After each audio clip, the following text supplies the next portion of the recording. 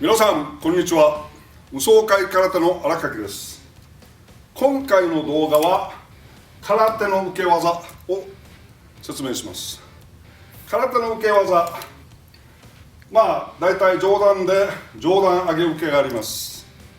中段では中段外受け内受け、または外から内に入るから外受け、または外から内に入るから内受けという同じ動作を逆の名前で呼ぶ場合もありますけど、ともかく外から受け、内から受け、中段はこの2つですね。下段が払い受け、下段払いですね、この受け。そして回し受け、これを回し受け、または巴受け、または輪受けとも言います。これは大体拳を使った受けです。この上は、この回し受けは返しですね、すなわち手を開いて。でも上段上げ受けなども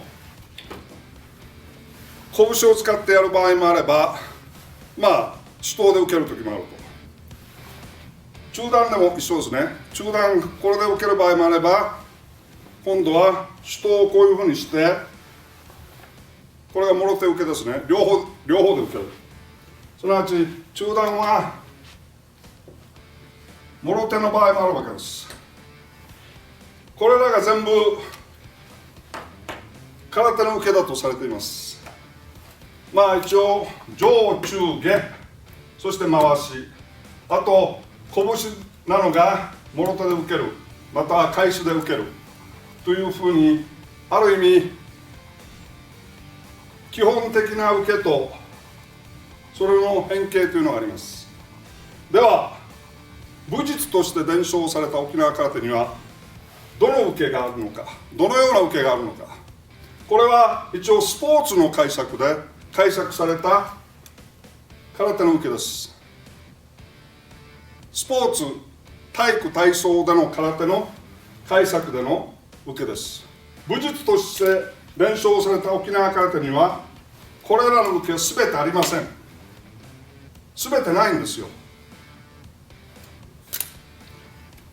これ非常に問題のある意見だと思います。しかし沖縄空手の武術として伝承された沖縄空手の方には受け技はありません。それは何でわかるか。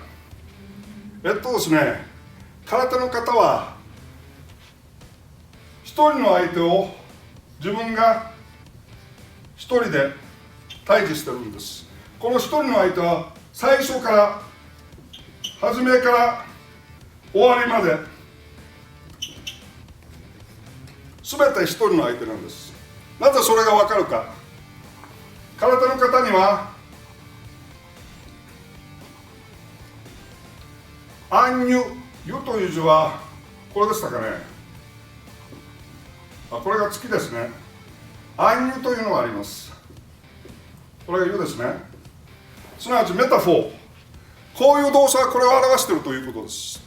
これさえ理解すれば空手の方にある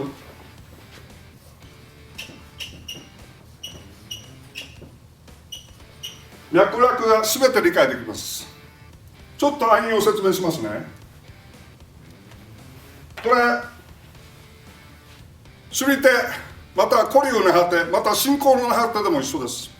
こういう動作があります。空手に共通する。これでこうしたり、あるいはこれで持ってきたり、一体これ何なんだと。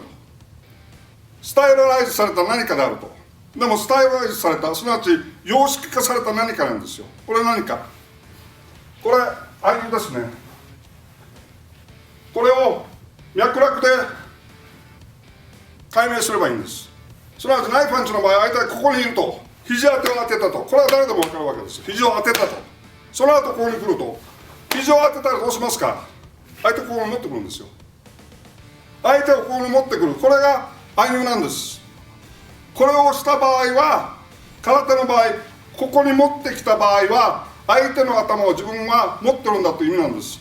ですからこれで次は簡単なわけですよ。これで落とし込めばいいわけです。それでつくと。またはこれでつくと。これもう分かりますね。これついてないんですよ。これは相手の頭を持ってきてそのまま引きずり倒してるわけです。相手の頭をひねり倒してる。それさえ分かれば空手の受け技というのは一つもないんだと、型には。ではまずはそれさえ理解したら次の段階に移ります。まず一つだけというか、今回は空手の受け技暗喩と脈絡を理解すれば、自分の相手というのは常に一人、それも同じ相手です。初めから終わりまで全て同じ相手を相手にしてるんだと、それを理解してください。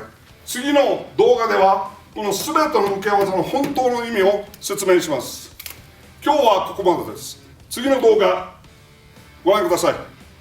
どうもありがとうございました。